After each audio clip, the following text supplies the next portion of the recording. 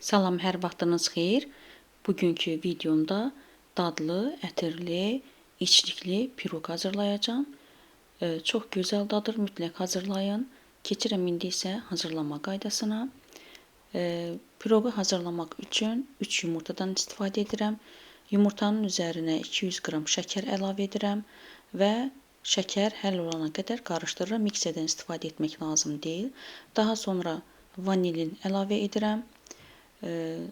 Qarışdırdıqdan sonra üzərinə 100 ml duru yağdan istifadə edirəm. 100 ml süd əlavə edirəm. Daha sonra hər dəfəsində də qarışdırıram. Süd də tam qarışdıqdan sonra bura unu əlavə edirəm. Mən toplamda 600 qram undan istifadə etdim. Üzərinə qabartma tozu əlavə edirəm. Unun hamısını bir dəfəyə tökmürəm mən. Əvvəlcə az bir miqdarda tökürəm, daha sonra yavaş-yavaş 600 qram unun hamısını əlavə edirəm. Ən axırda isə kıvama bir baxın və kıvam mütləq bu şəkildə olmalıdır. Kıvamı göstərəcəm sizə. Budur, kıvam bu şəkildə olmalıdır. Ona görə unu az-az əlavə edin ki, kıvam bu şəkildə alana qədər un əlavə etmək lazımdır. Daha sonra bişirəcəyim qabı kərə yağıyla yağlayıram və hazırladığım xəmiri qaba əlavə edirəm. Qaba əlavə etdikdən sonra mən xəmiri qoyuram bir kənara və keçirəm içliyin hazırlanmasına. İçlik mən 500 qram kəsmikdən istifadə etdim. Kəsmikin üzərinə 1 ədəd yumurta, 4 xörək qaşığı şəkər və 5 xörək qaşığı da qarğıdalı nişastasından istifadə etdim. Mən həmişə şirniyyatlarda qarğıdalı nişastasından istifadə edirəm. Kartof nişastasından istifadə etdikdə biraz tam gəlir. Ona görə qarğıdalı nişastası daha məsləhətlidir. Və üzərinə də içliyin quru meyvələrdən istifadə edirəm. Daha rəngli görünsün deyə, daha ləzzətli olsun deyə.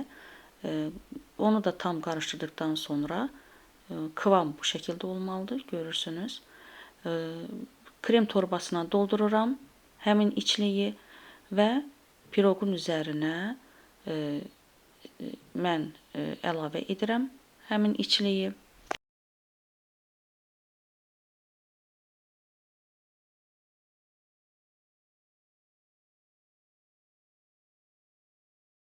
Asan bir şəkildə krem torbasını sıxdıqca içlik piroqun üzərinə bu şəkildə, necə istəyirsinizsə edə bilərsiniz sizlər də. Mən bu cürə bəzək qoydum.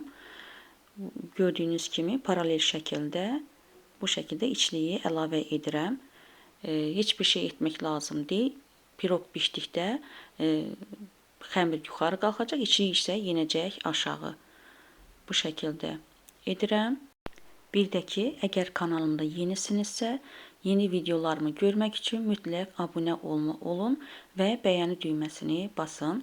Bir də onu deyim ki, baxış sayı çox, amma bəyəni sayı çox az olur.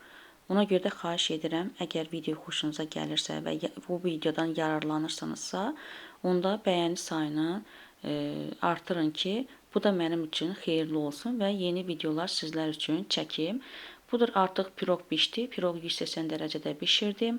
Rəngini də özünüz görürsünüz. Çox dadlı olur. Üzərinə şəkər pudrası əlavə edirəm və soymağa qoyuram. Hardasa 40 dəqiqədən sonra mən piroqu kəsirəm. Kəsib içini də sizə göstərirəm. Nə qədər yumuşaq olduğunu artıq videonun əvvəlində gördünüz. İnanın ki, vazgeçilməzdir.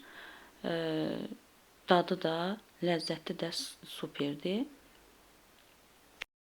Gördüyünüz kimi az ərzaqla və asan hazırladım. Dadlı piroqdur. Mütləq hazırlayın. İndidən hazırlayanlara nuş olsun deyirəm və izlədiyinizə görə təşəkkürlər.